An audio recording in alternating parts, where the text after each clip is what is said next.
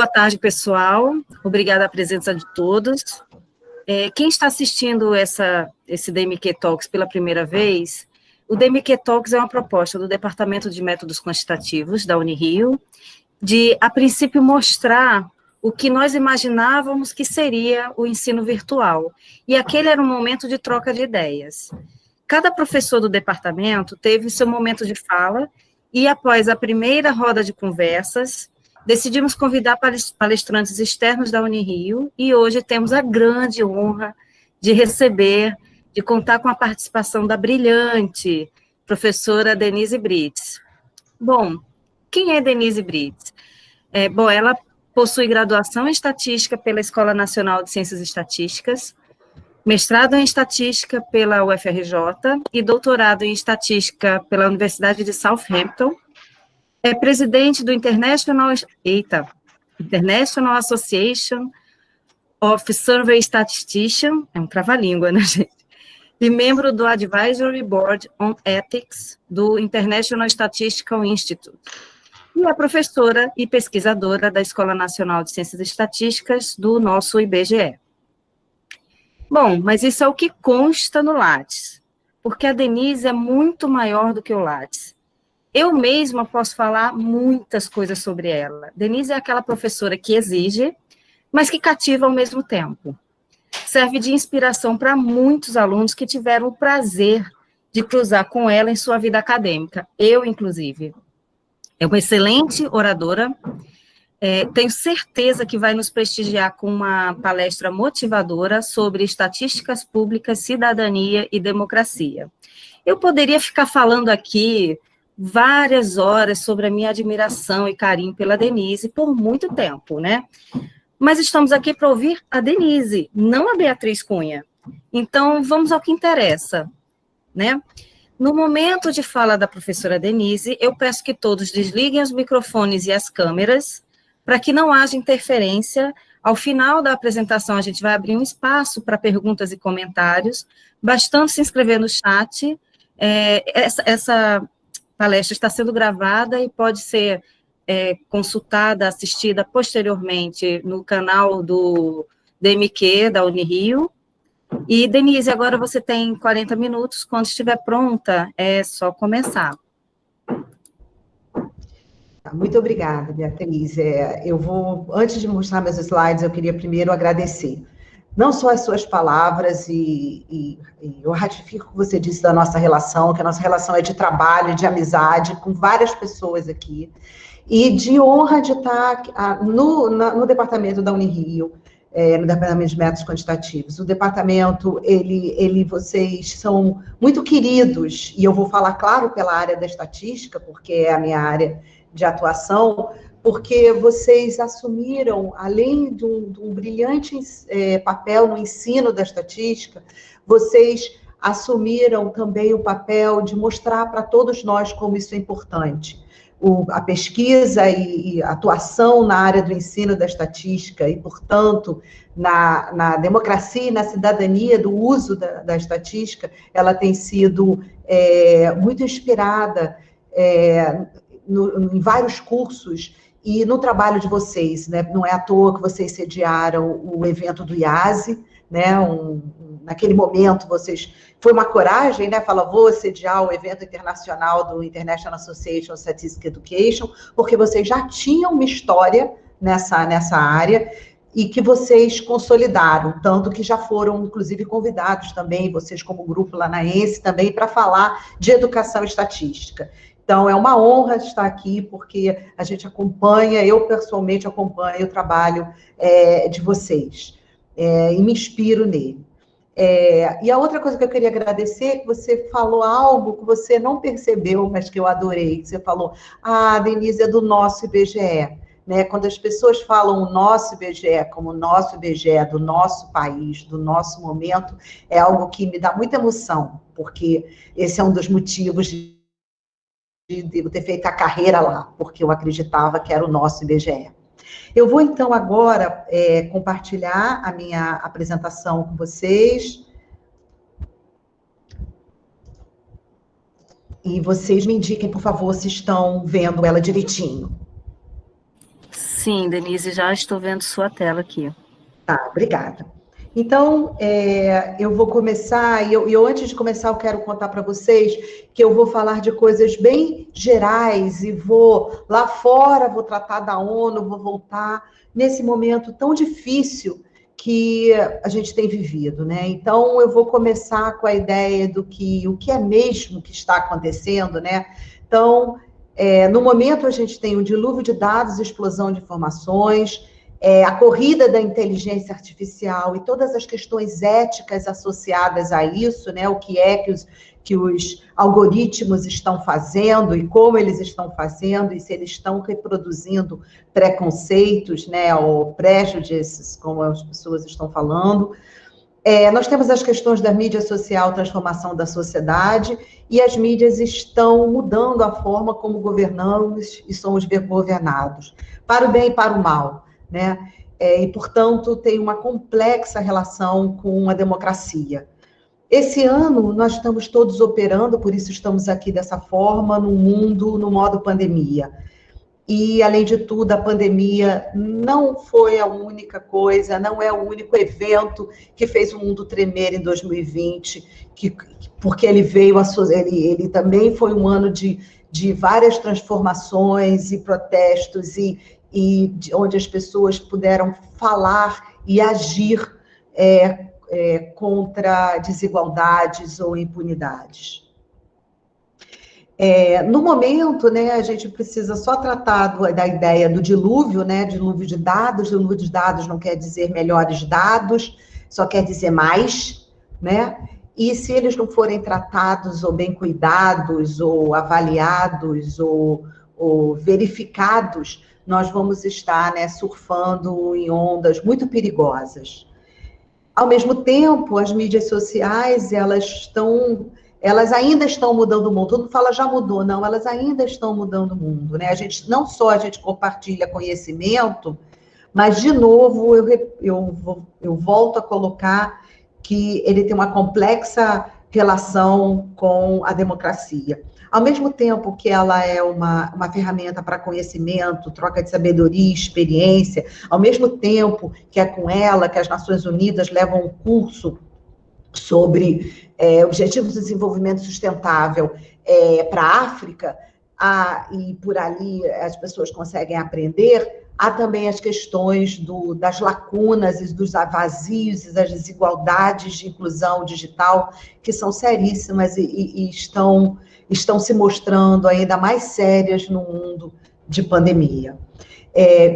Bia, você me avisa quando faltar 5 minutos ou 10 minutos, por favor?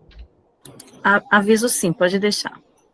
Eu vou começar um pouquinho há uns tempos atrás, não muito, mas em 2015, com o estabelecimento dos Objetivos Globais de Desenvolvimento Sustentável, né? Nós viemos no desenvolvimento dos Objetivos de Desenvolvimento do Milênio, os ODMs, que foram depois revistos nos Objetivos de Desenvolvimento Sustentável.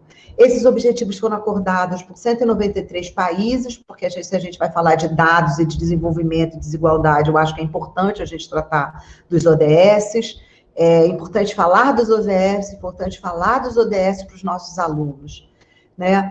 E dentro dos ODS são 17 objetivos com 169 metas, onde tem acabar com a pobreza, lutar contra a desigualdade e justiça e resolver a mudança climática. E por mais que estejamos no momento em tempos muito estranhos no Brasil, o Brasil assinou esse acordo e ele está lá na página do Ministério do Desenvolvimento, das Relações Exteriores, no Itamaraty, e eu hoje verifiquei certinho, o link está válido, onde o Brasil se coloca como reafirmamos nosso firme compromisso em alcançar essa agenda e utilizá-la ao máximo para transformar o mundo em 2030. Só que algo que o mundo já aprendeu é que para você acompanhar essas metas de desenvolvimento, você precisa de indicadores de dados estatísticos, né? Isso foi feito no desenvolvimento do milênio. Então, se nós vamos na plataforma da ONU, de plataformas de conhecimento, elas indicam, né, que um follow-up, né, que um acompanhamento dos mecanismos para a implementação depende de um sólido framework, né, de indicadores e de dados estatísticos. Se nós formos hoje na página do IBGE, nós vamos encontrar uma página só para os ODS, assim como vamos encontrar nos sites do Planalto, né, do governo federal também, porque eu acho que a gente aqui tem que separar um pouco as questões de Estado e do governo. A associação foi assinada aos ODS por um dos governos, mas essa é uma política de Estado brasileira. E o Brasil ainda não se desassociou dela, por mais que às vezes parece que algo estranho está acontecendo, os objetivos continuam na agenda do Brasil e continuam com comitês intersetoriais e intergovernamentais trabalhando para a agenda. Na verdade, essas 169 metas, para o acompanhamento delas, dos 17 objetivos, onde a gente tem educação de qualidade, igualdade de gênero, água potável, paz, justiça, de redução de desigualdades, entre outros, nós temos 247 indicadores. E se nós formos na página do IBGE, nós vamos encontrar cada um dos indicadores com a informação se ele já é produzido no Brasil, se ele está em análise, se ele não tem dados, se ele não tem uma metodologia global acordada ou se ele não se aplica ao Brasil. Esse é o objetivo 1 e esse é o indicador 1 do objetivo 1, daqueles 247 indicadores, que erradicar a pobreza extrema para todas as pessoas, em todos os lugares, atualmente medida como pessoas vivendo com menos de $1,25 por dia, e o IBGE já produz, como está aqui, não sei se vocês estão vendo na minha mãozinha, a proporção de população abaixo da linha de pobreza. Isso é muito importante. E por que eu trato disso? Porque lá na frente eu vou tratar de questões de compreender a sociedade com dados que tenham relação com os objetivos também de desenvolvimento sustentável. Mas agora, nós tivemos recentemente o Dia Mundial da Estatística, né? E por que eu trago isso? E por que eu trago aqui as palavras do secretário-geral das Nações Unidas, que é o Antônio Guterres? Porque, veja bem, a gente trata do mundo de indicadores, do mundo de acompanhar as medidas de desigualdade ou de combate à pobreza, mas quando a gente tem o secretário-geral da ONU, que é o posto mais alto da ONU, que é a mesma pessoa que vai, por exemplo, coordenar uma reunião que trata do Conselho de Segurança da ONU, quando ele começa a falar de estatística, ou ele começa a falar que são os dados atuais, seguros e oportunos, que vão nos fazer impulsionar as transformações, nós estamos subindo um estágio a mais de importância, né? Nós tínhamos antes muitas questões que eram acordadas num nível que chamava United Nations Statistics Division. Depois, ela passou a ser referendada pela Assembleia Geral da ONU. Agora, nós já temos o diretor máximo, né, o secretário-geral da ONU, tratando das questões dos dados. E não só porque é necessário, mas porque também a pandemia do coronavírus aumentou ainda mais a importância dos dados para salvar vidas. E aí, nós passamos a um ponto que a gente tem uma estratégia, um data strategy, uma estratégia para dados e para dados estatísticos, que está, como se diz, assinada pelo secretário-geral da ONU. Então, ele saiu do nosso ambiente da United Nations Statistics Division, e é como se ele tivesse tido um reconhecimento e ter sido colocado num local central e dito, é por aí que nós vamos, para poder cooperar e nos ajudar.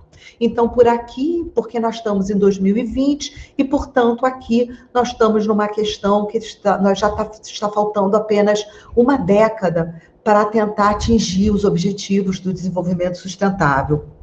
E aqui está uma das partes ditas, né, desenvolvidas nessa estratégia para dados, que é a gente tem que entender o que aconteceu, por que aconteceu e o que pode acontecer à frente, né? E temos que responder com conhecimento, com impacto e com integridade.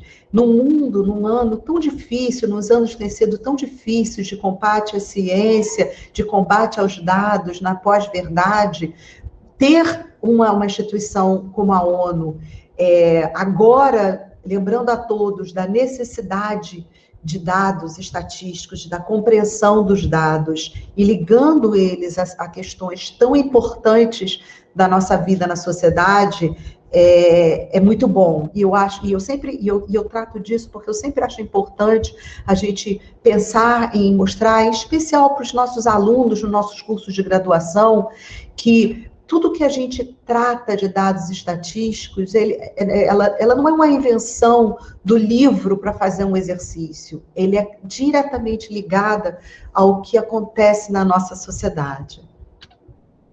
E aqui, mais uma vez, aqui é uma parte de uma folha de dentro dessa estratégia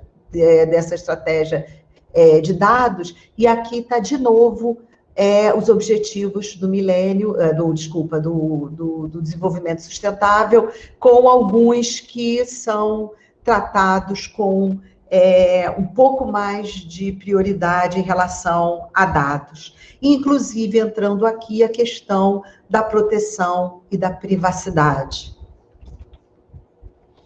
E aí eu volto a tentar juntar o que a gente trata de estatísticas públicas e democracia, né? E trago as falas de algumas pessoas que são importantes, ou foram, né? Porque o Hans Rosling já faleceu, onde vai trazendo de novo a ideia de que eu estou com estatísticas públicas, as estatísticas são sobre nós e para a sociedade, e a gente vai tratar de decisões com informação, né? E mais do que isso, nós vamos tratar também do dado no domínio público e na confiança no dado, né? Então, nessa época que a gente vive agora de pós-verdade, a primeira coisa que se faz, e se fazia antes, se você lembrasse, eu não acredito nos dados da estatística, eu não acredito nos dados da inflação, eu não acredito nos dados, eu não acredito nos dados, eu não acredito nos dados, e aí a gente vai acreditar em quê, né? Não é que a gente tem que acreditar nos dados se a gente não tem confiança neles, mas nós temos que ser uma nação que produz dados e informação de qualidade para que nós possamos confiar neles e possamos utilizar a favor da democracia. Então, aqui, mais uma vez, a gente começa a introduzir a ideia de que uma habilidade para a cidadania é a compreensão de conceitos estatísticos e dos números que são jogados em cima de nós o tempo todo. Porque a outra questão é a questão de que número é uma coisa, dado é outra, informação é outra, conhecimento é outra. Então, eu tenho um número, né? 4 é um número, né? Ele é dado quando ele quando ele vira número de filhos de mulheres em idade fértil ou em idade ativa. E aí ele vira informação quando eu coloco aquilo numa perspectiva de como aquele dado foi obtido e se eu posso confiar naquele dado. E ele vira conhecimento quando eu faço análise daquele dado. Então, nós saímos do número para o conhecimento com esse understanding, né? Com essa percepção de que a gente compreende o que é o dado.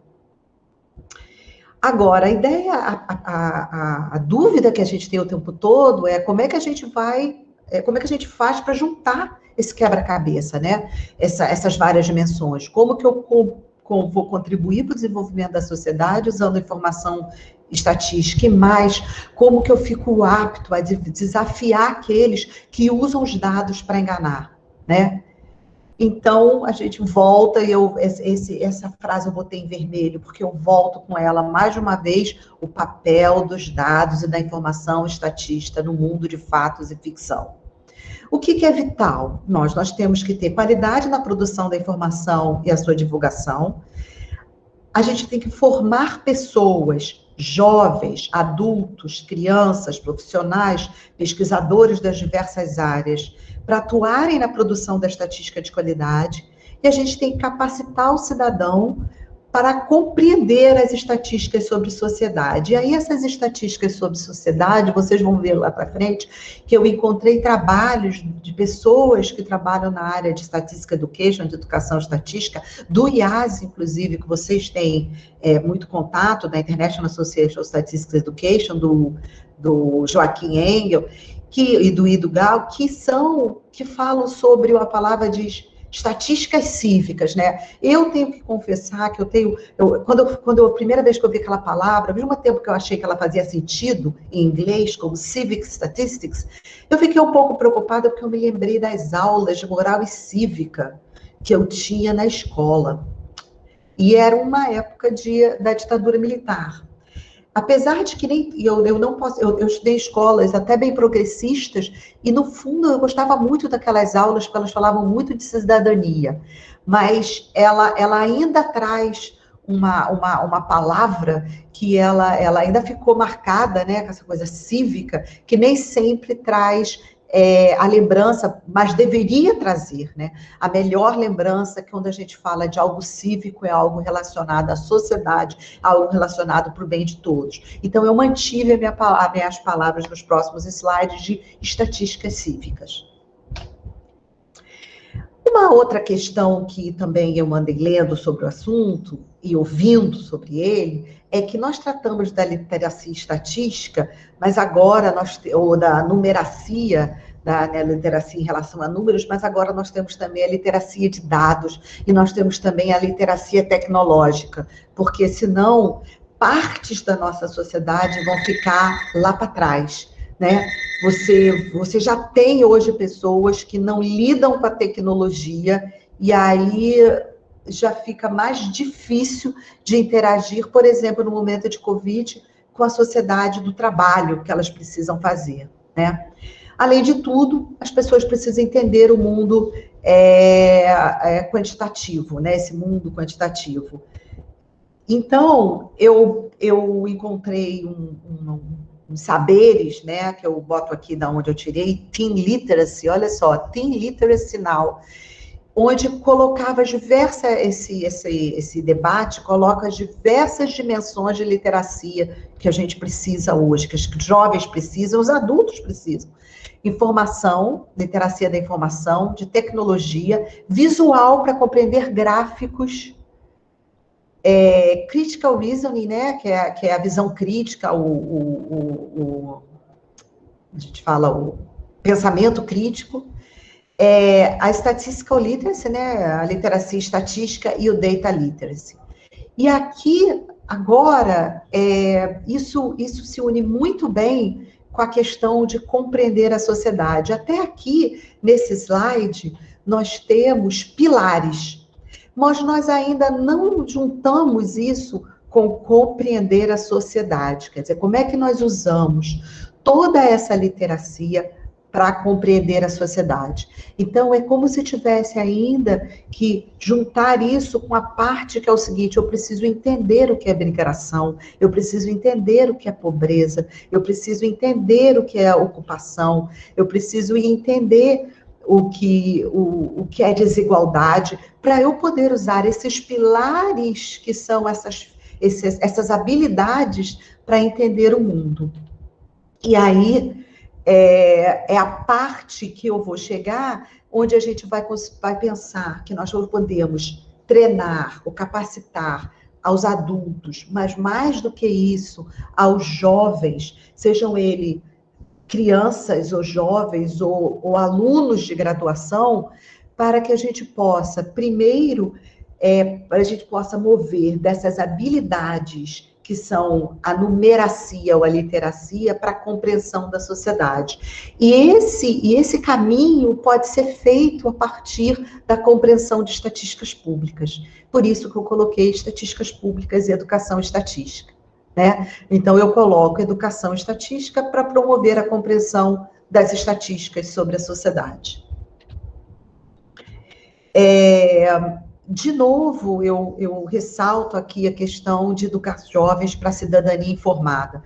No outro dia, às vezes a gente vê coisas, eu estava trabalhando para o recredenciamento da ENSE, né, como instituição de ensino superior, né, e fui trabalhar em várias coisas, dos indicadores necessários para avaliação do recredenciamento, e entre eles estavam os indicadores que eram relacionados à diversidade, ao ensino sobre questões de raça e outras questões de diversidade, e como esses indicadores trabalham, e também na LDB. Então, hoje eu me espanto que tem questões que estão na nossa Constituição, ou na lei de diretrizes de base, que quando a gente fala que tem que fazer, ou fala que tem que trabalhar, as pessoas acham que a gente está, como se a gente estivesse inventando, ou aquela coisa da pós-verdade, como assim, quem hoje falasse de desigualdade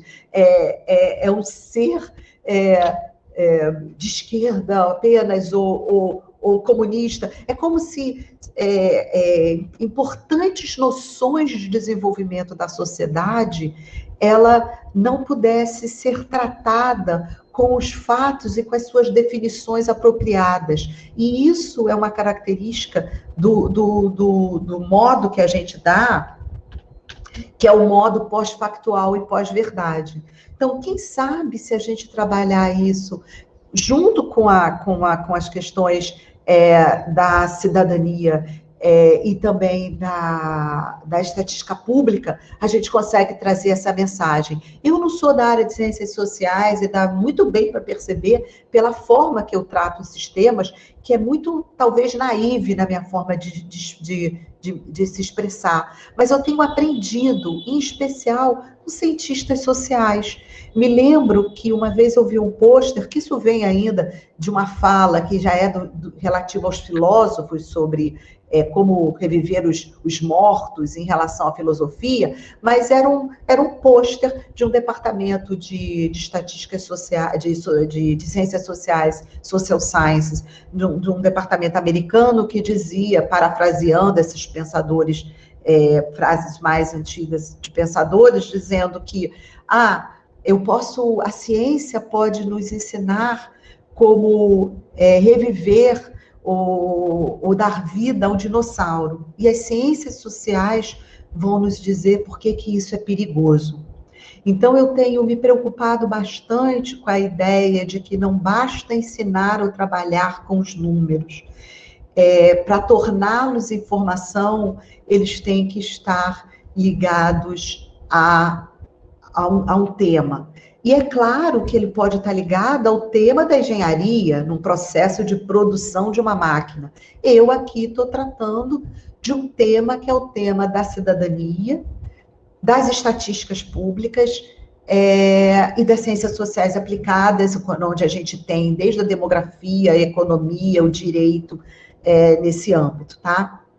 E aí eu cito aqui a questão das dimensões, mas o engajamento com estatísticas cívicas. E procurando isso, e esse slide está em inglês, porque eu fico muito contente de ter achado, né? Quer dizer, eu aprendi dessas fontes a questão de Civic Statistics, né? E aqui está definido esse documento aqui, Pro-Civic Stat Report, é uma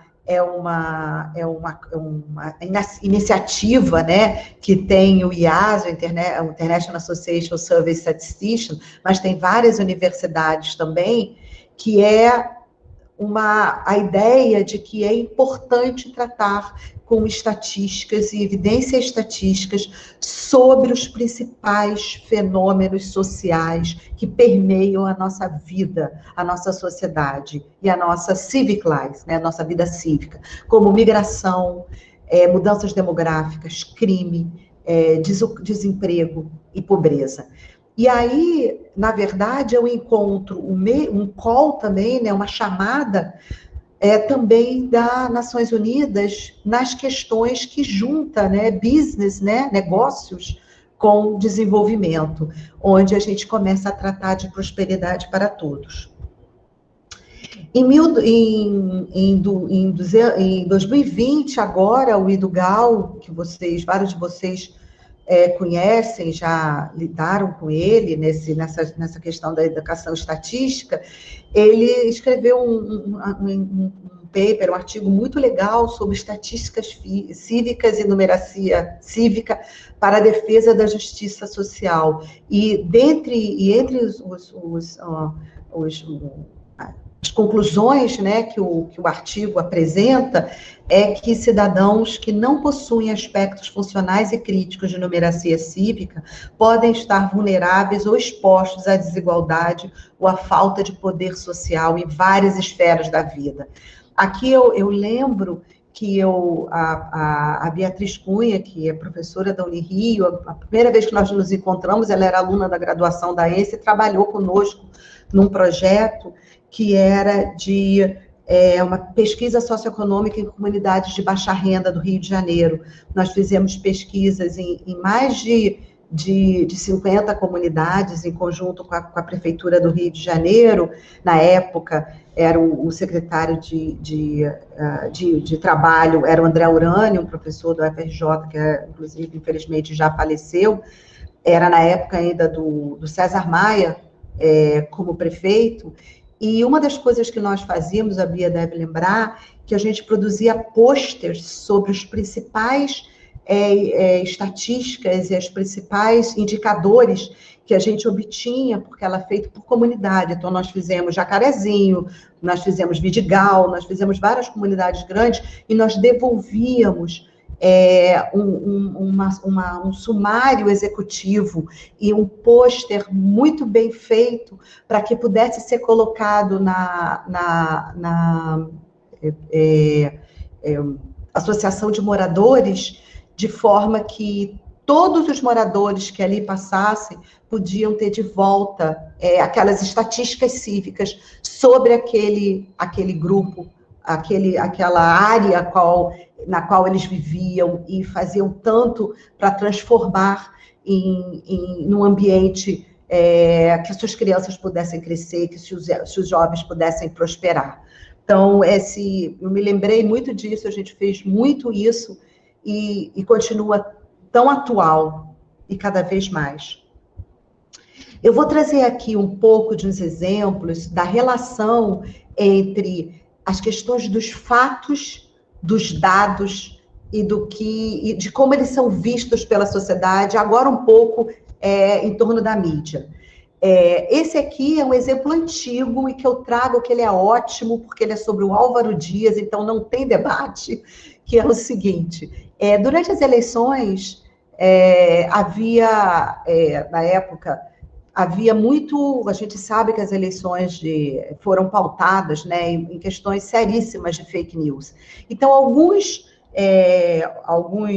jornais ou alguns grupos trabalharam um pouco, e eu não vou entrar aqui no debate político sobre o que foi aquela eleição, ou o que foi o impeachment, ou o que foram os meios de comunicação naquele momento, mas eu vou trazer pontos que são interessantes dos vários meios de comunicação que tratam desse assunto que eu estou falando agora.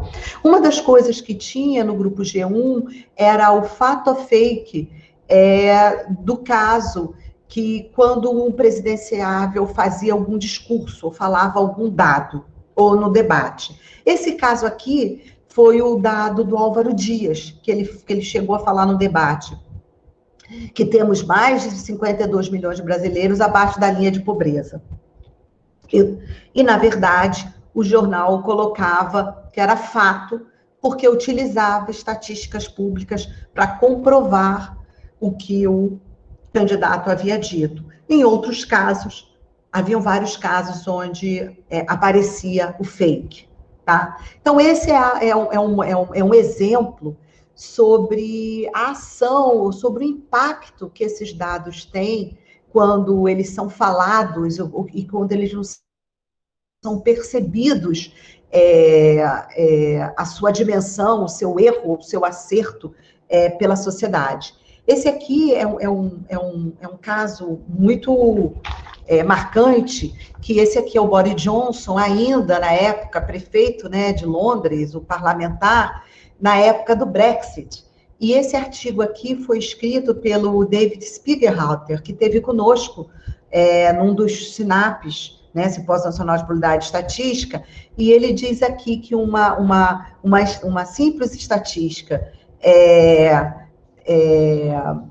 ou o seu uso, né, pode ter um efeito numa nação, e que a civic life, né, que a vida em sociedade depende da statistical literacy. Então, eu estava nesse momento tratando da questão desse exemplo, né, do Boris Johnson, que foi o seguinte: ele teve um slogan que eles usaram para o Brexit, né, para as pessoas que estavam fazendo a campanha, que eram a favor da saída da unidade europeia, da comunidade europeia, que dizia o seguinte: nós enviamos à comunidade europeia 350 milhões de euros por semana. Vamos usar esse dinheiro para financiar o NHS, que é o National Health Service, no lugar, né, de mandar para a comunidade europeia. E se vocês veem essa foto que eu tenho aqui, é justamente esse slogan que está atrás do Boris Johnson, tá? Bom, esse é um exemplo típico do que é a utilização de um dado estatístico mal utilizado e lido por pessoas que é natural isso na sociedade, que eles não conseguem avaliar o quanto isso é verdade ou mentira.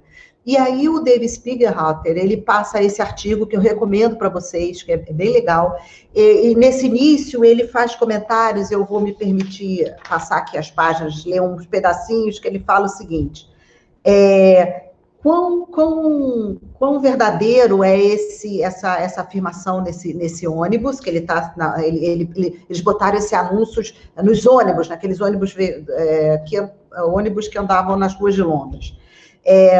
Como a maioria dos números utilizados no discurso político, eles não são puramente aleatórios, nem puramente fabricados. Eles sempre têm uma parte de uma base empírica verdadeira. O problema é que ele é colocado de forma que ele esconde transações, e aqui o autor tem um parágrafo inteiro dizendo sobre que esse valor em si, ele não seria um valor que seria poupado pela Inglaterra ou pelo Reino Unido se saísse da comunidade europeia, e ele vai dizendo quais são os componentes desse custo, e custos que teriam que ser reassumidos pela Inglaterra, e, portanto, esse valor não ia desaparecer, esse custo continuaria. Ele trata um pouco disso. Depois ele trata um pouco, ele fala que, na verdade, a UK Statistics Authority, que era o órgão mais alto da estatística oficial na Inglaterra, chegou a processar o Boris Johnson pelo misuse, né, o uso indevido de official statistics, e ele sofreu um criminal prosecution, mas ele foi depois cleared, o Boris Johnson. E depois ele cita também o Nate Silver, que tem o livro The Signal and the Noise, né, o sinal e o ruído, que fala: os números não falam por si próprios, nós falamos pelos números, e nós colocamos interpretação naqueles números. E com isso, a ideia de que você tem que ensinar as pessoas sobre literacia estatística, e fala um número também, e ele lembra aqui que se você contar que a Inglaterra tem 66, na época tinha 66 milhões de habitantes, e que 350 milhões de libras por semana equivalia a 75 pi por dia para a comunidade europeia, nesse valor, talvez ele dissesse: se o anúncio tivesse sido, nós enviamos, cada um de nós envia à comunidade europeia o valor de um sacolinha de batata frita por dia, a campanha de permanecer na comunidade europeia teria tido sucesso, dado que a diferença entre os que votaram a favor e contra era tão pequena, foi 52 a 48. Esse aqui é um artigo bem recente do The Guardian, atual, que já é agora do dia 31 de outubro, tratando das questões de, olha o nosso saber dos números, e que antes a gente tinha essa ideia de que a gente falava assim, olha só, estatísticas públicas mal interpretadas, mal usadas, ou mesmo mal produzidas, podem matar pessoas, que podem matar pessoas de fome, pode gerar injustiça. Mas agora chegou no ponto onde ligou a estatística pública diretamente à saúde, no momento da pandemia. E aí as pessoas conseguem associar diretamente a ideia de que a literacia, a iliteracia, né, a não literacia estatística pode matar durante a pandemia. E aí eu boto o site desse artigo também, que é muito bom, do Paul Goodwin, que é um estatístico conhecido na Inglaterra. Esse aqui é uma coluna que foi da Miriam Leitão, que nesse caso recente, ela trata de estatísticas públicas, que foi a ideia de que foi o debate que nessa semana, pouco tempo atrás, está aí, 31/10, saiu os dados do CAGED, que é o Cadastro Geral de Emprego e Desemprego do Ministério do Trabalho, que trata, na verdade, que agora não existe mais o Ministério do Trabalho, mas era o que se chamava Ministério do Trabalho, que trata dos dados de emprego, de contratação e demissão formalizados, com vínculos formalizados pelas empresas. E depois de vários meses, teve uma subida, teve um aumento nesse número de empregos formais. E aí, o governo federal está usando como um autoelogio, inclusive para falar coisas do tipo, está vendo como o presidente fez coisas corretas? E escondendo atrás disso, primeiro que o IBGE, com as suas pesquisas de desocupação, ele conta uma história diferente, uma outra história, que é a história de desemprego recorde, porque, na verdade, as pessoas perderam o colchão da informalidade, né? Porque vários trabalhos informais, eles desapareceram, por exemplo, com o lockdown, e as empresas não estão contratando tanto assim, então, na verdade, o número de desocupados no país está muito alto. E também é natural você ter um desemprego alto quando você tem a criação de vagas, que é quando as pessoas saem do desalento, elas saem da inatividade e começam a procurar um emprego, e aí se classifica como desocupadas. E uma das coisas que a jornalista fala é que existem 3 termômetros para se entender o mercado de trabalho brasileiro. A PNAD contínua, que é uma pesquisa contínua do IBGE, a PNAD Covid, que o IBGE implantou agora como uma pesquisa rápida de resultados semanais, dado por telefone, porque para ter questões associadas não só a sintomas da Covid, mas também a mercado de trabalho, e o CAGED, que é o registro administrativo. Só que o que acontece com o CAGED? As empresas que fecharam, faliram, elas não enviaram as informações das demissões para o site do Ministério. Muitas delas não deram a baixa formal das empresas, elas simplesmente fecharam as portas. E com isso, várias informações sobre demissão não foram contabilizadas. Então, o que acontece? O saldo, se você contabilizar as demissões, continua muito negativo. Só que você tem aí a ideia de que você tem que compreender como esse dado administrativo é coletado e qual é a verdadeira história que está contando. E isso também tem uma ligação do que a gente trata de estatística pública com o uso de registro administrativo para estatística pública, que é importante, mas ele tem que ser entendido como registro administrativo. Aqui, eu já estou terminando, falta pouco, mas eu queria mostrar algo aqui do Financial Times. Com certeza eu não leio o Financial Times, não é o meu barato. Mas o que acontece é o seguinte, eu tenho um amigo, e esse é um amigo mesmo, que trabalhou comigo no Office for National Statistics quando eu trabalhei na Inglaterra. Ele se chama Alan Smith.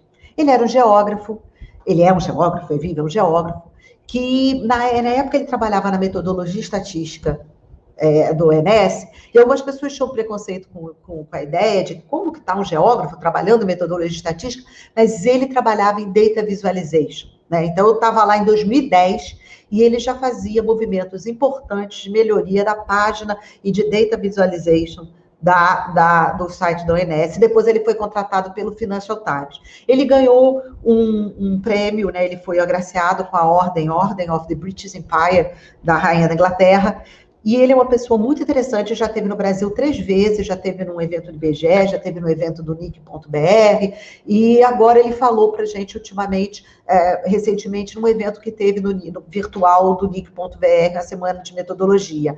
E ele falou, gente, eu consegui tornar o gráfico e a informação estatística bem representada tão importante que passou a entrar na página principal do Financial Times. Isso quer dizer que quando você abre agora o site do Financial Times, você vê aqui graphics. E ele é uma pessoa que trata muito do dado estatístico, ele trabalha com isso, e aí eu tenho aqui, por exemplo, 2 exemplos de gráficos que estão na área de gráficos do Financial Times. Tem uma palestra dele gravada no site do NIC, eu recomendo, é muito boa. E aqui vocês veem, a gente consegue ver o detalhe e o cuidado da apresentação da informação, né? Aqui ele trabalha, por exemplo, com box plots e a distribuição dos dados, e aqui, por exemplo, é uma questão onde ele está tratando do percentual de mulheres como gerentes e mulheres, e a relação de quantas mulheres trabalhadoras tem naquelas empresas, e aí ele usa aqui o ponto, né, da abscissa 50-50, e aí, quando ele apresentou essa palestra toda para a gente, eu pensava assim, e eu no mesmo dia, a gente estava numa mesma sessão, eu estava falando de literacia estatística no Brasil e falando de Civic Statistics, e eu pensava assim, eu queria muito que nós pudéssemos criar os nossos jovens para que eles pudessem, não precisava ler o Financial Times, mas pudessem compreender estatísticas cívicas, compreender a sociedade e compreender, por exemplo, com facilidade, um gráfico como esse, por exemplo, né? Então, isso é algo que a gente fica pensando que é muito importante. E aí, falando um pouco sobre os jovens, não está nessa palestra, mas eu queria recomendar um documentário que chama Nunca Me Sonharam. Tá? É de um grupo da Maria Faria e foi feito com o Itaú, e é um documentário de 1 hora sobre o ensino médio e sobre a vida de professores e alunos do ensino médio no Brasil. E é muito, muito, muito bom. E onde uma das professoras fala, a gente pode falar das nossas escolas, mas mesmo as nossas escolas com programas que sejam mais chatas ou com mais dificuldades, salvam vidas e vidas e vidas no nosso Brasil, porque a gente perde para a gravidez, a gente perde para o tráfego, a gente perde. Então, é a escola que vai fazer a gente ganhar. O documentário é lindo. E eu vou dar um spoiler, se me permitem, agora já vou dar. O nome do documentário, Nunca Me Sonharam, é porque tem um dos jovens que fala algo muito impactante. Ele fala, nunca me sonharam. Porque cada um de nós sonha para os nossos filhos ou para os nossos jovens, né? Meus pais sonharam algo para mim, os pais de vocês sonharam para vocês sonham para os meus filhos.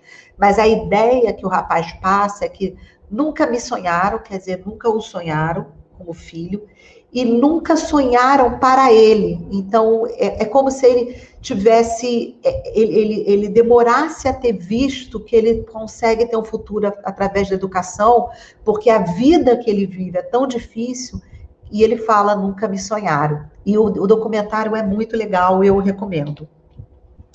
Aqui, ainda quase terminando também na questão da mídia e do uso da estatística, né? é aquela questão de quando foram censurados ou tentado censurar os dados da Covid, né?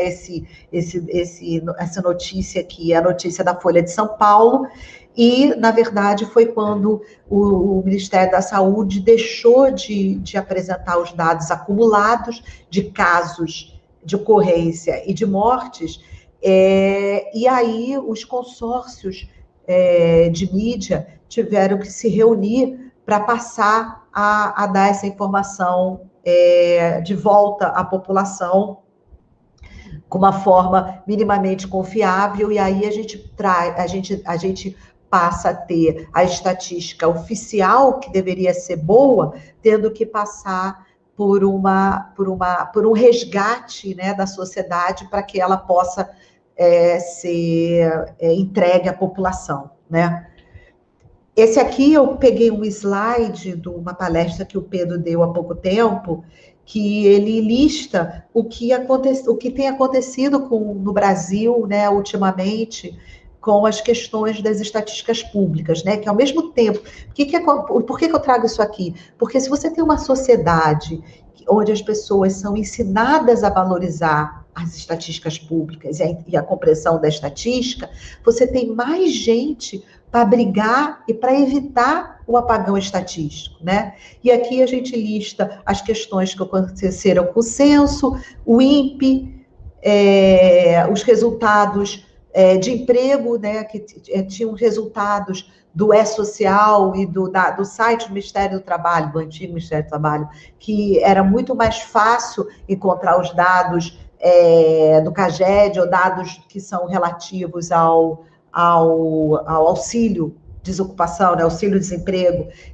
e ficaram mais difíceis durante um tempo, os microdados do SUS, que foram difíceis de acesso, e por aí a gente vai. Então, na verdade, é o seguinte, só em sociedades que valorizam a compreensão das estatísticas públicas e veem o uso da estatística pública para o benefício da sociedade, é que fica-se, né, mais protegido desses acontecimentos ou de ações com esses acontecimentos. Isso não são ações que acontecem só nesse governo, já aconteceram ações como essa em outro governo, por exemplo, aconteceu no caso da PNAD contínua, no governo Dilma, que tentou barrar a divulgação, mas ali tinha uma diferença básica, que as pessoas podem não ver, e para mim é claramente.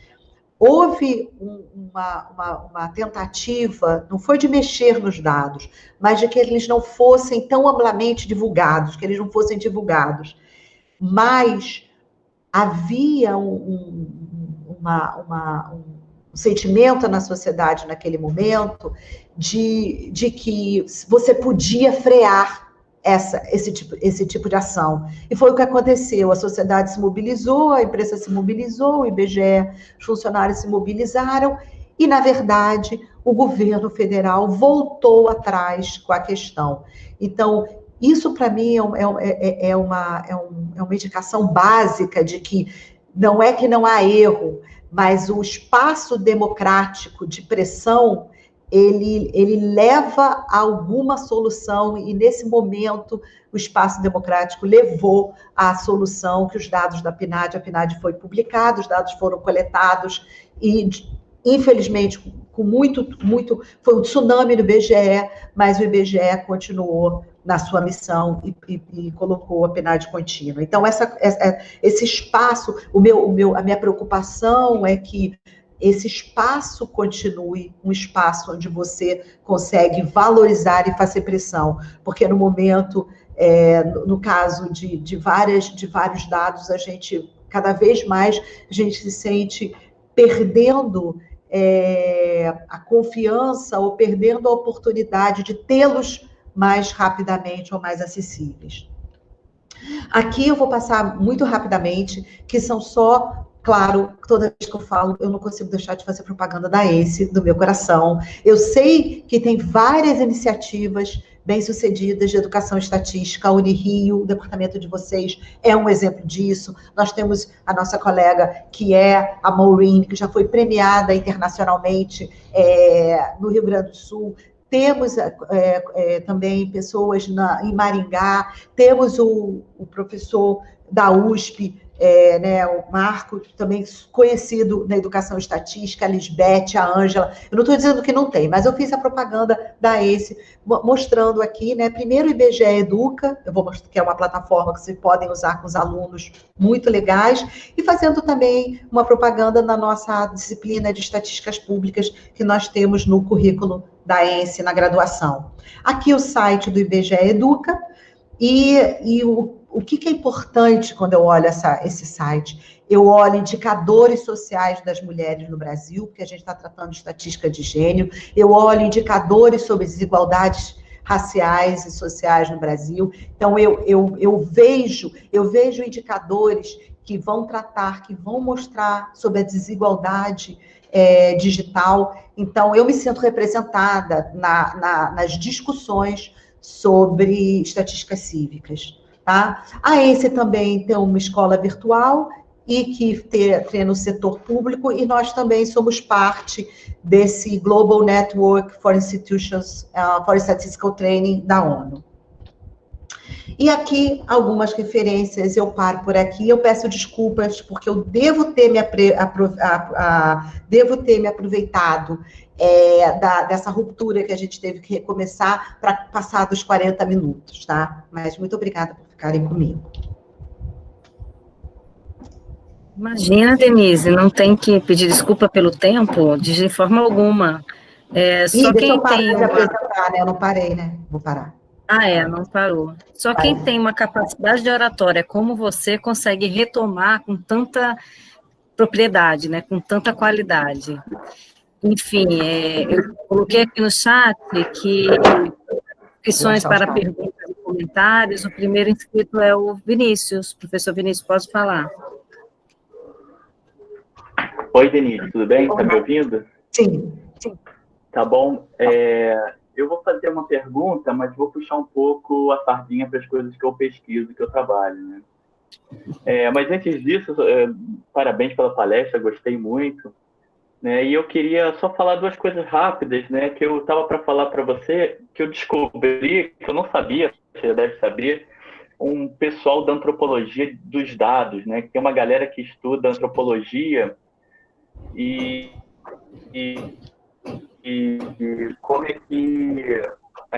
como é que você cria as categorias de estatística, as categorias oficiais, como é que tem um viés forte nessa formulação das categorias, né? E como é que isso gera também um viés nas interpretações, né? Aí eu estou para te falar isso um tempo, acho que a gente ia ser banca de algum lugar e você não pôde ir, aí eu deixei para depois, né? Então, umas categorias como agregado subnormal, trabalho, subemprego, né? São umas categorias que têm esse viés na sua própria Constituição, né? E aí eu estou falando isso porque eu tenho uma colega pós-doc que chama Eugênia Mota, e ela escreveu um artigo exatamente sobre o agregado subnormal, né? Mas foi só esse comentário, o comentário que você falou, mas é interessante, o Felipe Neto, que é um cara muito famoso na internet, ele propôs fazer uma checagem de fake news nos debates. E seria uma coisa muito simples de fazer, você coloca um grupo de pessoas ligadas ao dado, e aí quando o candidato falasse alguma coisa no debate, você já conseguiria ver se o cara está mentindo, inventando dados. Eu acho que ajudaria a democracia, foi só uma coisa que me veio. Mas a minha pergunta... puxando bem a sardinha mesmo para o meu trabalho, é que, os dados oficiais, eles são os melhores indicadores para a mudança social, né? E eles são muito utilizados quando tem melhorias sociais. Então, no Brasil, a gente teve um período aí, do ensino fundamental, do ensino médio, uma expansão do ensino superior. Então, a gente tem umas estatísticas oficiais que corroboram uma melhoria nesse período democrático. Mas o que eu puxo para o meu trabalho é que a gente tem um aumento também da população escondida. Eu tenho um trabalho de um cara de Harvard, chama Bruce Wester e Beckett, de 99, que ele mostra que o sistema carcerário americano ele gera um viés muito grande nas taxas de emprego nos Estados Unidos.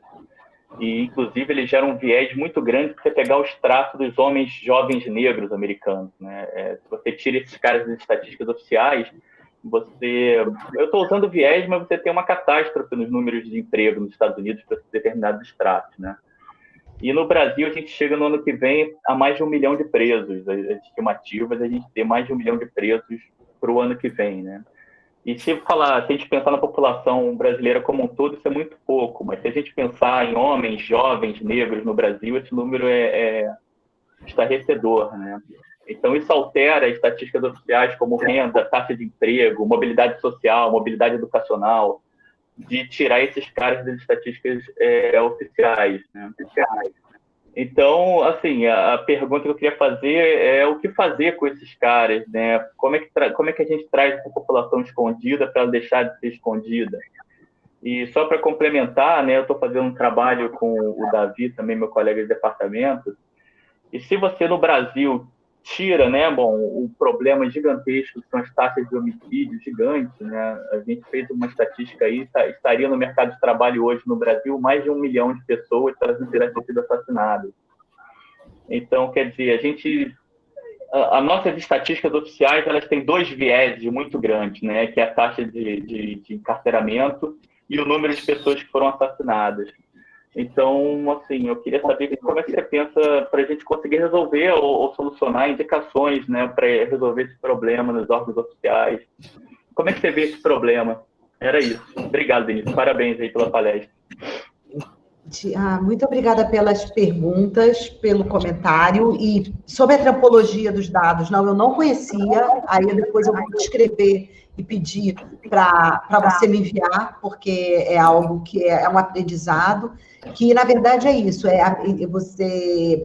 o que você falou sobre os dados, essa antropologia, de como você classifica as respostas às perguntas, é a mesma questão dos indicadores, né? Os indicadores que você escolhe para representar o seu país também mostram um viés, né? Então, tudo são questões de escolha, e você está com a razão, né? Então, essa é algo que eu quero ler, que é muito legal, e também agora vai estar refletido nos algoritmos, não é isso? Então, a gente vai, de todas as formas que a gente lida com dado, o viés, ele está ali de uma forma, e a gente tem que reconhecer ele está. No que se refere às estatísticas e à população prisional e à população assassinada, eu acho que eu vejo essas coisas com 2 pontos diferentes. Eu não acho que é um viés das estatísticas públicas de não incluir os mortos. Minha opinião. Eu estou fazendo estatística pública uma sociedade para a qual eu tenho que atender. Eu não posso ter viés no que eu meço sobre a realidade da violência. Então, eu tenho que ter bons dados sobre o assassinato, sobre as questões que são da desigualdade da violência, que ela é desigual, ela afeta desigualmente a população, e isso por si já é uma questão que a estatística pública tem que tocar. Agora, recontar as pessoas que foram assassinadas nas estatísticas públicas da sociedade que precisa ser entendida agora, eu não acho. Eu acho que você tem que ter um ponto importante, que não podemos esquecê-los, mas contá-los, eu não acho que é um viés. No caso da população prisional, eu acho que se pode propor, sim, estatísticas públicas experimentais, na quais você passa a incluir na sua população-alvo pessoas que estão, a população carcerária, que, portanto, estão, o que se chama, infelizmente, o nome que dá, de domicílios coletivos, né, unidades coletivas, né? Então, acho que isso sim, porque você também pode ter pessoas que essa não conta. O IBGE segue definições que são definições mundiais de acordo com a OIT. Então, deixar de publicar as que são em acordo com a Organização Internacional do Trabalho também não vai nos ajudar. Porque se a gente tem um viés, é importante, ou se a gente tem algo que a gente pode não estar contabilizando, porque é uma parte da sociedade que, na verdade, ela não está apta no momento ao trabalho, porque isso é uma verdade, a população não está apta. Aí a gente vai discutir outras coisas, eu acho que a população carcerária tem que estar com oportunidades de trabalho. aí é uma outra discussão, mas a definição hoje de desocupação é o seguinte: você está desocupado se você está apto a trabalhar. Então, na verdade, hoje em dia, se a gente fizesse, pelas definições que a gente tem hoje, fosse colocar a população carcerária na conta, a gente estaria diminuindo a taxa de desocupação e não aumentando, porque você teria uma população, ela estaria contada no denominador da população, mas ela estaria sob as condições que a gente tem hoje na sociedade. Eu não estou fazendo juízo de valor se eu concordo ou discordo, só estou falando de como é calculado.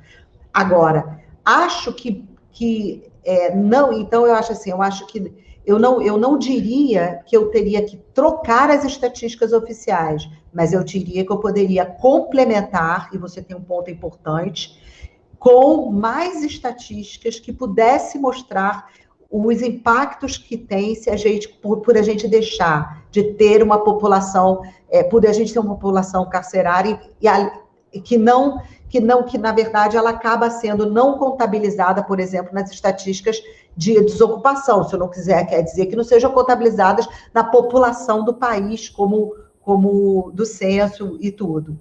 Então, eu acho que tem pontos importantes, mas as pessoas que faleceram, eu acho que eu não consigo ver. Pode ser compreensão minha. Agora, acho que vale a pena escrever um artigo que faça essa conta e mostre e coloque os debates importantes dali, que tem a ver com os debates de igualdade e também do que é o sistema carcerário do Brasil.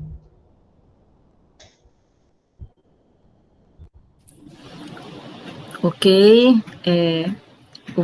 A próxima pessoa a perguntar é você, Tereza. Tereza, a palavra é sua.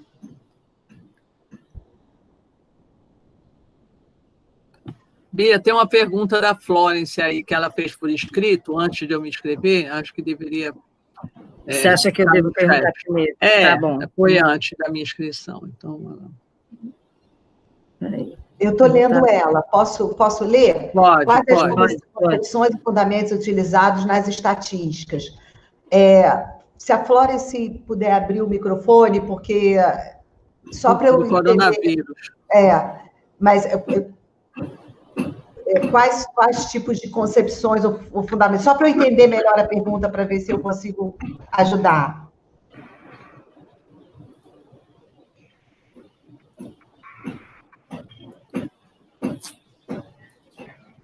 Microfone, Florence.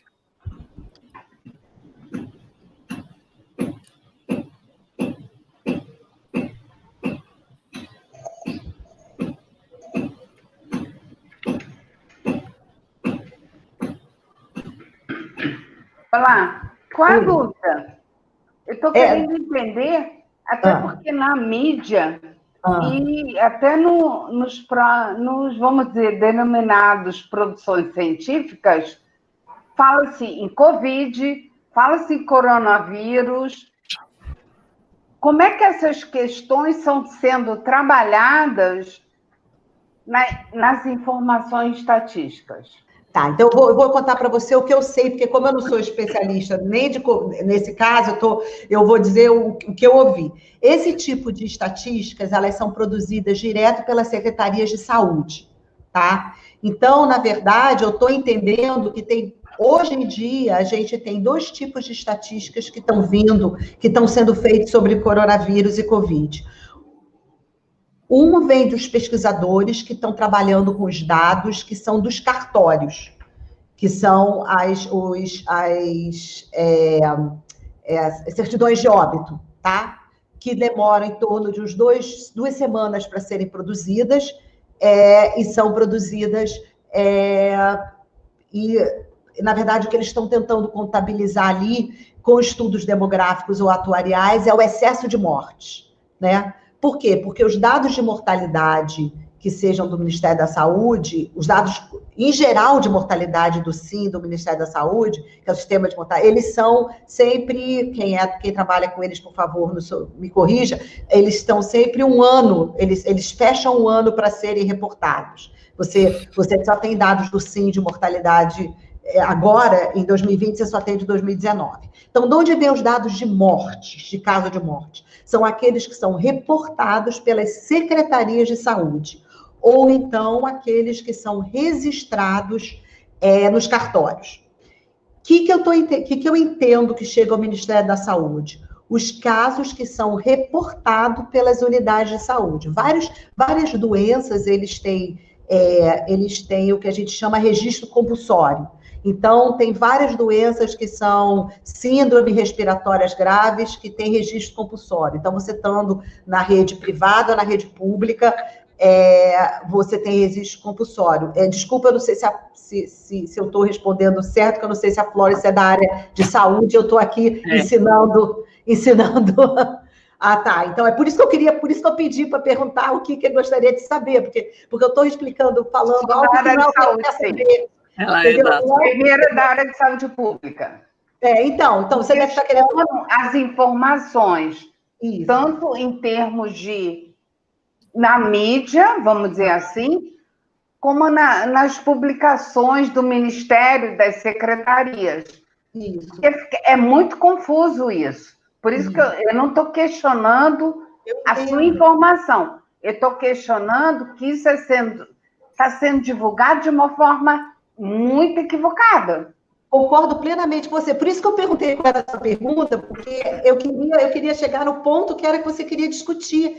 O que acontece? Como, entendeu? Assim, eu não vi nada, eu não vi nenhum problema na sua pergunta, mas como do jeito que eu não sabia se era algo que vinha de uma pessoa que não tinha o conhecimento das estatísticas, ou se era de uma pessoa que tinha muito conhecimento da estatística e queria debater. Não, mas mais do que eu, Flórence. A Tereza que me conhece, com certeza sabe que você tem mais do que eu.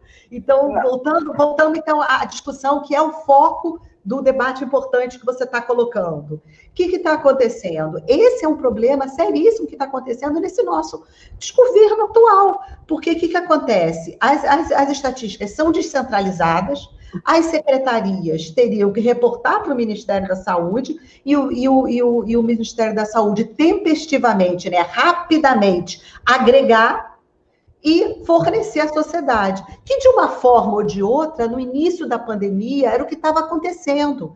As pessoas estavam recebendo aqueles dados de uma forma única. De novo, eu não estou fazendo juízo de valor nem de governo, nem de política. Se alguém quiser saber minha própria opinião pessoal da Denise, eu tenho um monte para dar, mas não é isso. Mas, de alguma forma, os próprios pesquisadores, e me corrija você, inclusive, se eu estiver errado, estavam aceitando, reconhecendo aquela forma quando, no início da pandemia, aqueles dados eram agrupados por uma fonte que era o Ministério da Saúde e ali publicados diariamente. As pessoas tinham debates importantes, que eram debates de subregistro, porque não estava se fazendo teste, e tinham debates de que pessoas que estavam morrendo por SARS e não estavam morrendo por Covid eram registradas como SARS porque não tinham feito teste e então não estava. Quando a melhoria desse registro de Covid deixou de ser SARS e voltou para Covid, aí veio o grupo da pós-verdade, dizendo estão imputando morte de Covid em paciente que não é Covid. Você deve ter ouvido isso também como pesquisadora. Porque, na verdade, os médicos passaram a reconhecer melhor os sintomas e passaram a classificá-los, mesmo sem teste, como Covid. E aí veio o grupo que diz assim, é um absurdo, estão overestimate, estão dando os dados, e aí tinha gente usando os dados do cartório para dizer que estava super notificado Covid. Então, realmente, nós estamos numa pandemia, você está certo, é um pandemônio. É isso que nós estamos vivendo. Mas por que nós estamos vivendo isso? Porque nós estamos num governo que, minha opinião pessoal, que rejeita a pandemia e, portanto, não coordena as estatísticas públicas que são essenciais. Os pesquisadores, todos eles em busca, a maioria deles pelo menos em busca de melhor informar, ou eles têm os dados diretos das suas secretarias, ou de onde ele tem proximidade, ou estão trabalhando com os dados dos cartórios, que que pode dar uma notificação em 2 semanas, mas a verdade, gente, é que tem pessoas de mais baixo padrão aquisitivo que não vão ao cartório registrar, porque custa caro. Se você não tem um emprego formal, se você não tem uma aposentadoria, e se custa dinheiro, e se você mora longe do cartório, você vai registrar o óbito? Então, aí o grupo que diz que os excessos de óbitos estão exagerados, na verdade, eles podem estar subestimados.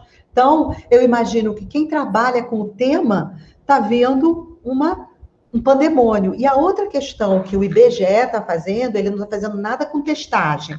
Ele está fazendo uma pesquisa de emprego e desemprego, onde ele pergunta sintomas. E aí os sintomas são reportados na estatística, que é a única coisa que o IBGE está fazendo. Alguns estados estão fazendo pesquisas com testagem.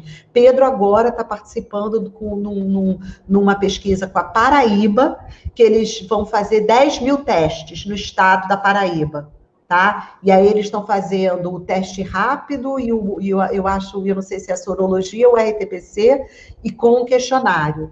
Então, por isso que eu achava assim, eu acho que eu não consigo responder a sua pergunta, porque quase como que não tem resposta, é um debate que vocês que são os especialistas devem estar sofrendo e vendo isso estarrecidos. Agradeço, Denise, realmente, várias questões, mas valeu para refletir. Obrigada. Ai, que bom, né? Esse debate é sempre bom, sempre bem-vindo, enquanto podemos fazer, né? Então, vamos adiante. Tereza, agora você quer fazer sua pergunta? Quero. Denise, muito bom te ouvir, eu adoro estatísticas públicas, eu também gosto do IBGE, sou uma IBGeana, sou uma ensista, né? E o trabalho tem avançado bastante, né? A gente vê a importância das estatísticas públicas. Minha pergunta vai para a área da educação estatística, que é a minha menina dos olhos hoje em dia. Nós temos usado, né, nos nossos artigos, então eu não tinha visto ainda, né, vou procurar esse artigo do Gal, eu não tinha visto esse termo da estatística cívica, na verdade. Né? Aqui no Brasil, tem um grupo, né, o Campus, que ele criou a estatística crítica, esse nome, que eu também não gosto, e a gente tem usado, em vez de civismo, a gente tem usado a coisa do cidadão, a estatística para formar cidadãos, que eu acho que tem a mesma ideia do cívico, né? Então, vou trazer 2 terminologias que a gente tem usado para ouvir sua opinião. Uma é essa, que a gente tem artigo, eu, Alexandre, a Lu, a estatística para formar cidadãos, ou do grupo todo da Unirio, a gente tem também. E a outra é que a gente não usa, a gente traduz o literacia para letramento. Então, a gente tem usado o letramento estatístico e até traz a ideia do Paulo Freire, a leitura do mundo, assim como Paulo Freire falava que a alfabetização precisava para o cidadão ler o mundo, o letramento estatístico também é importante. Então, a gente tem essas 2 ideias, eu queria só que você contrapusesse a esse por que não traduzir literacia, ou se é errado traduzir como letramento. É isso. A resposta é muito mais simples, ignorância minha. Daqui para frente, letramento, com certeza eu vou usar. E, na verdade, agora você falando, eu lembro de várias vezes já ter ouvido o Alexandre falar esse termo. Então, na verdade, foi porque é a primeira vez que eu fiz parte dessa apresentação, eu fiz em inglês para o Nick, e aí eu vou confessar que na hora ficou literacia. Eu até gosto da palavra, do termo literacia, mas se os especialistas, que são vocês, e o grupo que vocês estão falando, e os diversos grupos estão trabalhando com o nome letramento, e ele ainda se associa bem a conceitos importantes como letramento e de textos e trabalhos de Paulo Freire, o que eu tenho para dizer sobre letramento é o que a Denise vai fazer, vai usar letramento. É isso. Então, esse pedaço da resposta é fácil. Eu estava com medo que você convencesse a gente a usar literacia. Eu estava com medo. Outro que você falou, eu gosto do cívico. E desde você tinha falado, fala de novo a expressão. Cidadão, estatística para formar cidadãos, em vez de ser Por que não tem um adjetivo, né? O cívico fica mais bonitinho. Eu não tinha ouvido o cívico, mas eu posso gostar dele. O cívico, eu acho que tem um ponto a favor ali, porque ele cria um termo, ele cria um jargão e também recupera o jargão do cívico como cívico para cidadão e para a sociedade.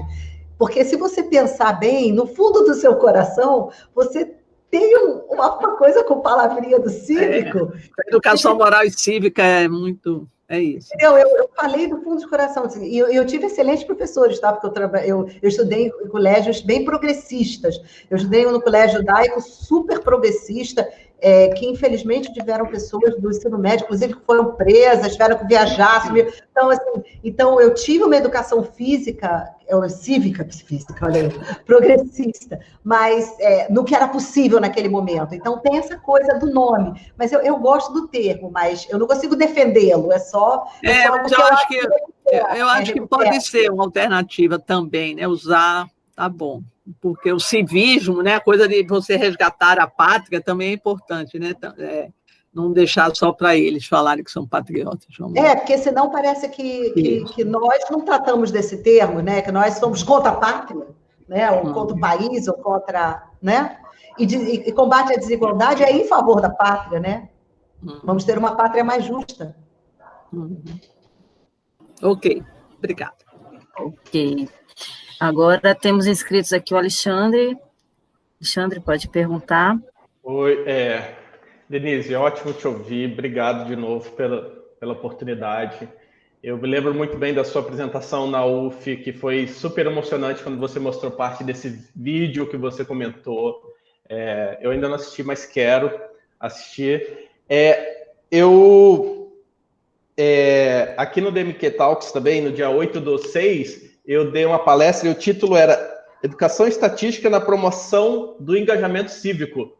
E eu falei de alguma coisa relacionada ao que você apresentou também e trouxe o ProCivic Stat e o Data Revolution Group, que tem discutido muito sobre a necessidade da educação estatística para formar cidadãos mais conscientes sobre o seu poder na comunidade, né?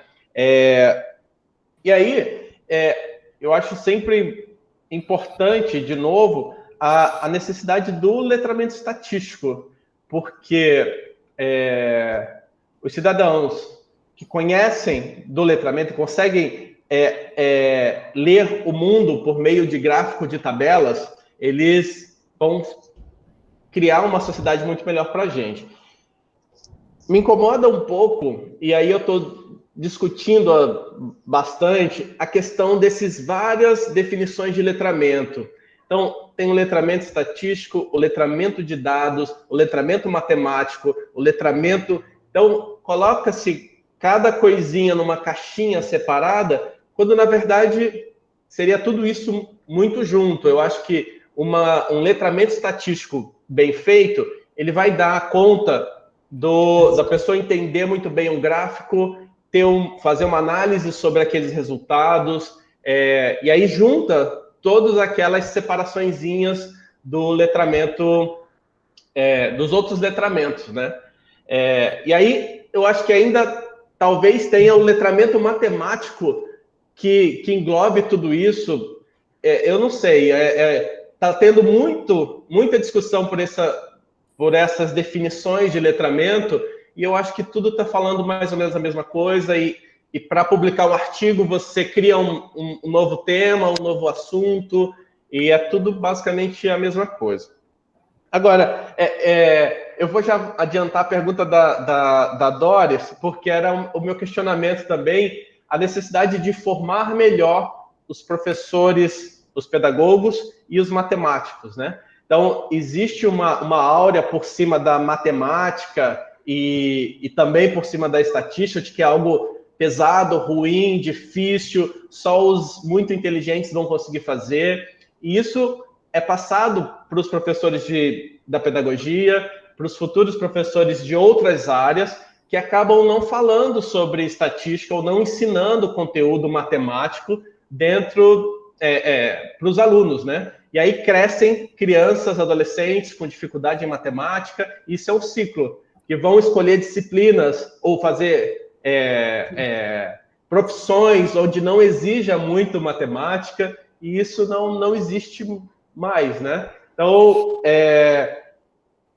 eu só queria mesmo não ter uma pergunta fechada, eu só queria conversar um pouquinho sobre isso, e depois eu compartilho alguns outros materiais que eu tenho sobre o engajamento cívico e educação estatística com você. Obrigado de novo.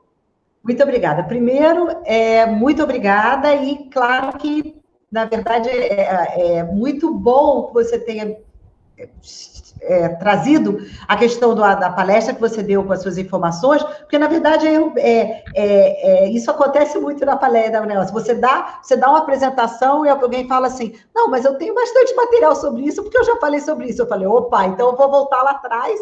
Então, ótimo, verei, porque eu sei que está gravada, e não tive a oportunidade de ver, e peço que me envie, por favor, se você puder, é só mandar um link ou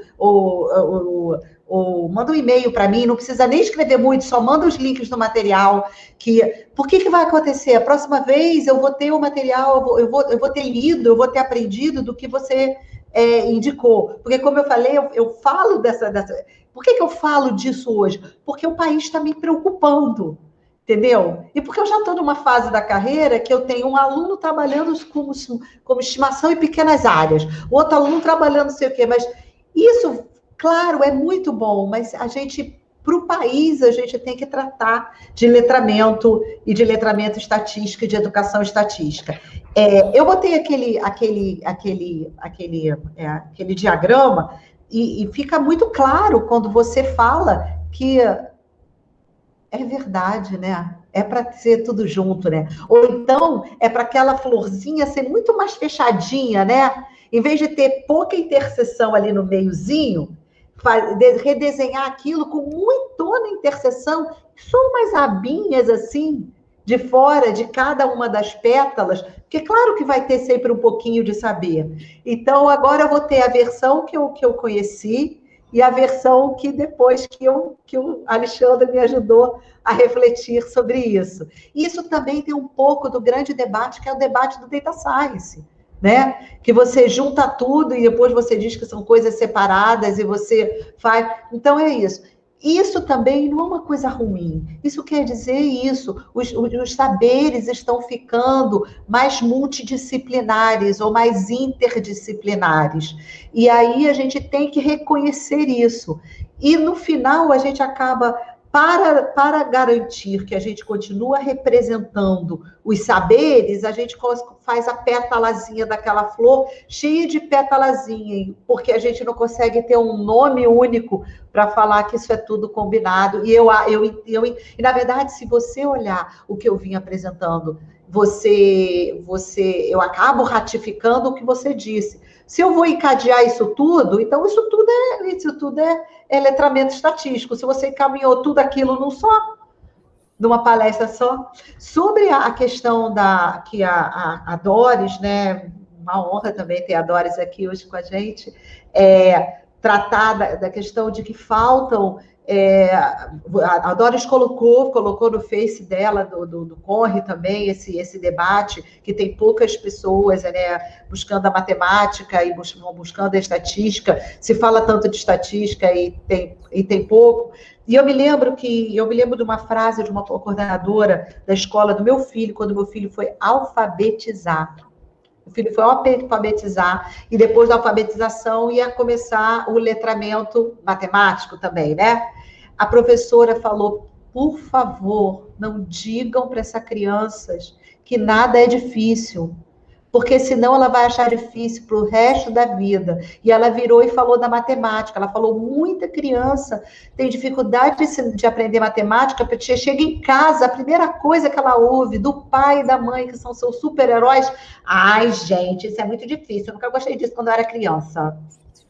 E aí a criança nunca mais, entendeu? Então você vai lá, mesmo as crianças que estão em escola, como a do meu filho, entendeu? Que já são escolas que dão muitas oportunidades. Então, se isso acontece nas escolas onde filhos de pais universitários frequentam, né, de pais professores universitários frequentam, o que não acontecerá nas outras. Onde, ao mesmo tempo, eu vi uma pessoa da Unicef, uma vez fazendo ele era responsável pelos programas de crianças para combate, para diminuição, para atendimento de crianças de rua no Brasil. E ele falava assim, que ótimo, o filho de fulano diz que não gosta de matemática, e o menino que nunca foi à escola faz conta rapidinho e dá troco, porque senão não vende a bala. Então, essa questão de que a gente vai criando, e eu acho que isso é um pouco culpa nossa, que é um pouco da culpa do elitismo, né, do elitismo universitário, que vai tratando que as coisas que se você atingiu aquele nível, você então fez coisas muito difíceis, e aí você vai convencendo os outros que aquilo é difícil, porque você vai criando vários nichos de conhecimento, entendeu? Quando eu fui primeira vez que eu fui apresentar a minha tese de doutorado, parte da minha tese de doutorado, numa conferência na Inglaterra, Research Students Conference on Probability Statistics, eu fiz uma apresentação na época, naqueles slidezinhos que a gente fazia na mão, meu orientador foi ver, falou para mim, troca tudo. Eu falei, como assim? Ele falou, troca tudo. Você vai numa conferência que todo mundo está fazendo doutorado em probabilidade estatística, todo mundo é inteligente, igual você, não precisa você mostrar que é inteligente. Tira tudo, bota 2, desses slides todos, eu quero 2 de fórmula, não pode passar de 2. Todos os outros eu quero que você explique o seu problema. Se alguém te fizer uma pergunta, você fez um gol. E só deixou eu ir para a conferência depois que eu tirei todas as fórmulas das minhas transparências. Então, assim, é isso, eu concordo plenamente com você, e a gente vai aqui. Por isso que o departamento, as pessoas que trabalham na educação estatística, vão fazer tanta diferença na nossa sociedade. Porque vão quebrar esse tabu e vão permitir que as outras profissões enxerguem e as crianças cresçam nessa sociedade de compreensão. Obrigado, Denise. Que lindo isso, Denise. Bom, eu vou usar a prerrogativa de ser mediadora dessa sessão aqui e vou fazer os meus comentários. Primeiro, Denise, você aprendeu direitinho com o seu orientador, né? Porque você replicou isso em várias vezes, em várias ocasiões. Também aprendi isso, diminuo e sintetizo bastante minhas apresentações, graças ao seu ensinamento, né? Perpetuando aprendizado, né? Isso é sempre válido, sempre bom. Bom, na minha apresentação da Denise, eu falei, ela mencionou na apresentação delas, que eu citei, assim, o nosso IBGE, né? Lá no início na primeira parte da apresentação, logo no início. E eu falei do nosso IBGE porque realmente eu sinto muito orgulho de ter o IBGE aqui no Brasil e de como ele resiste, né, produzindo estatística de boa qualidade.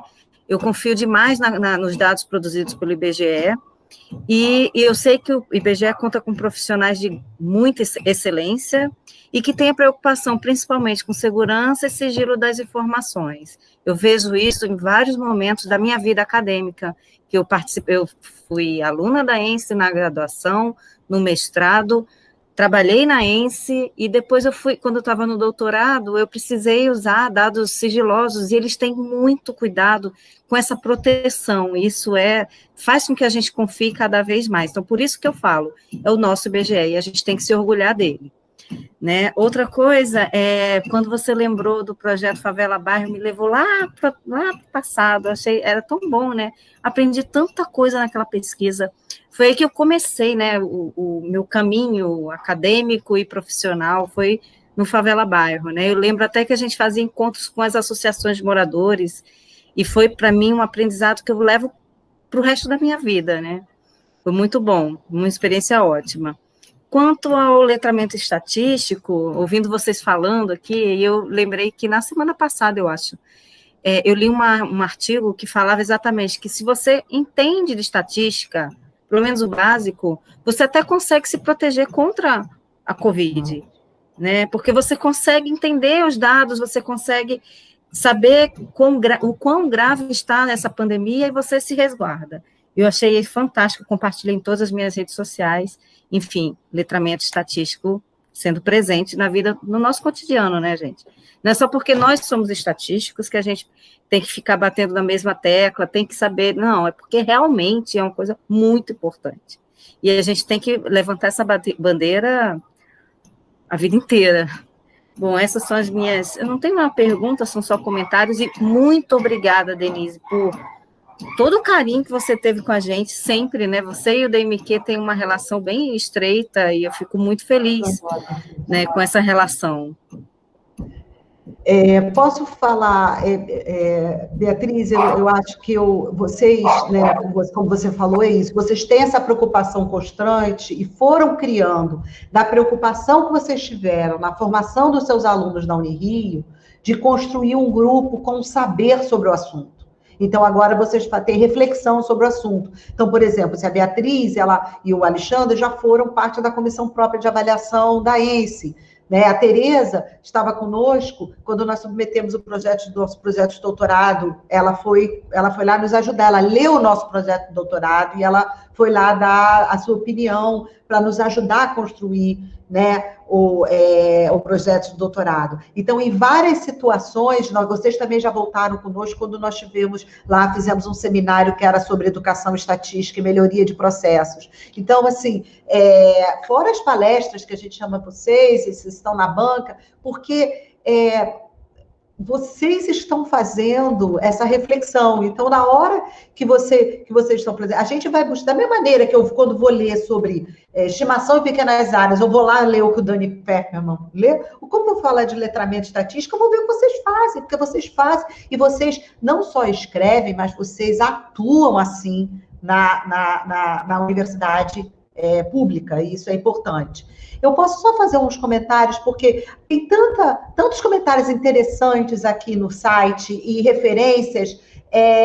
Antes de desligar, antes de vocês falarem desliguei a sessão, deixa eu copiar, porque tem vários de vocês colocaram, Cássio botou, tem comentários da Flora, tem comentários do Vinícius, que, na verdade, eu fiquei até preocupado com a resposta que eu dei ao Vinícius, Vinícius, eu só vou voltar um pouquinho e dizer o seguinte, de forma nenhuma, eu acho que não pode haver críticas à forma que o IBGE, por exemplo, faz as estatísticas públicas. Ao contrário, tem que haver. Só que algumas vezes a gente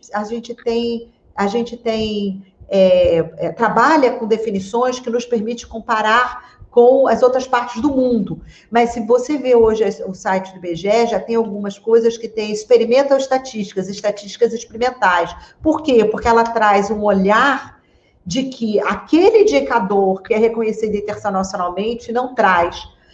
Eu não sei, você, como está pesquisando bastante nessa área de estatística pública e também da questão da população da população carcerária, eu nunca fui verificar, mas dentro dos 169 metas do desenvolvimento sustentável, devem ter várias que tangenciam, pelo menos, o bem-estar de uma sociedade e podem não estar contando, por exemplo, a população carcerária. Como você vê, desigualdade não está só nas metas de desigualdade, a de gênero não está só na meta. Então, pode ter coisas que você pode ter mais alertas para dar nos indicadores que estão sendo calculados. E isso faz parte do saber. E eu só queria agradecer aqui, porque tem muita indicação não só de comentários, mas de ações que vocês contaram aqui, que são coisas que eu gostaria de saber, e também eu estou olhando assim de lado, porque eu estou olhando o chat, tá, gente? Por isso eu estou com essa cara de maluca aqui. E também eu queria copiar Denise, eu copiei e estou te mandando, tá? Eu copiei o chat e estou te mandando. Tá ótimo, muito obrigada, porque eu fico... e eu queria falar algo para a Florence, porque eu imagino que ela já pode ter visto isso outras vezes, mas não tem como ouvir o nome da Florence e não pensar em Florence Nightingale. E esse ano, na verdade, é um ano que você está comemorando, né? É o ano da enfermagem, né? uma comemoração do ano da enfermagem, por causa dos 100 anos, não seria? 100 anos da Florence, e há movimentos do International Statistical Institute para colocar comemorações junto com os grupos de enfermagem que trabalham em estatísticas públicas, que são, na verdade, foram em várias... eu vi que você é Tocantins. Você, eu não sei se Tocantins é seu sobrenome ou é sobrenome. Obrigada. É só porque como eu vi que você escreveu, que você também é da área de enfermagem, que, na verdade, vários casos de registro das estatísticas públicas em relação à demografia e doenças e mortalidade partiram do grupo das enfermeiras, que eram as que faziam os registros das estatísticas públicas, e por isso tem tanto valor, inclusive histórico, e de precursoras. A Florence Nightingale era precursora de gráficos importantes, né, que são citados até hoje na estatística. Então, se você me permite essa brincadeira, mas eu gostei muito, o seu nome sempre me dá excelentes lembranças de saber. Bom, não tem, por enquanto não tem mais nenhum inscrito, eu só queria fazer uma propaganda, né, o vídeo ele vai ficar disponível, um link que eu já coloquei mais em cima, que é o link do DMQ Talks, o site do DMQ Talks. Além disso, ainda tem o canal do YouTube, que é o dmq.unirio, onde esses links todos que foram compartilhados aqui ficam na descrição do vídeo, tá? Então, a gente consegue resgatar, eu copio tudo, na medida do possível, eu copio e coloco lá na descrição do vídeo do YouTube, tá? Então, dmq.unirio. Ok. Tereza, quer algum comentário final? Eu quero abrir as câmeras para aplaudir todo mundo, que a gente faz toda vez. Cadê as câmeras?